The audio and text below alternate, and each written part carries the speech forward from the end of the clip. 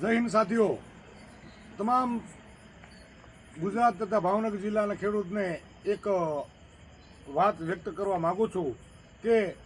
બોટાદમાં કરદા માટે જે ખેડૂતો ભેગા થયા હતા અને મહાસંમેલનમાં પોલીસે લાઠીચાર્જ કર્યો, ખેડૂતોને માર્યા,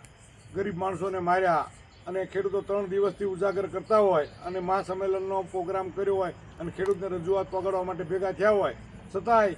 ખેડૂત માટે આ સરકારે લાઠીચાર્જ કરાવ્યો હોય તો તમે વિચારજો કે તમે પણ તમારો અવાજ ઉઠાવજો તો તમારી ઉપર પણ લાઠીચાર્જ કરશે કોઈ પણ જિલ્લો હોય, કોઈ પણ માર્કેટિંગ યાર્ડ હોય. તો મારે ખેડૂતોને નમ્ર અપીલ છે, જે પણ ગુજરાતના કોઈ પણ ખૂણે ખૂણા યાર્ડ,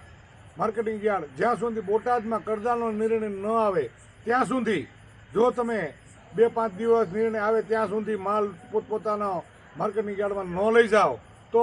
સારામાં સારું છે કે તો તમારા માલની જરૂરિયાત પડશે તો તમારો નિર્ણય આવશે તો બધાને બોટાદમાં સફળતા મળશે તો તમને પણ સફળતા મળશે અને બોટાદમાં સફળતા નહીં મળે તો તમને સફળતા નહીં મળે તો તમારે માલ મફત વેચીને આવવો પડશે એવી મારી નમ્ર અપીલ છે. તો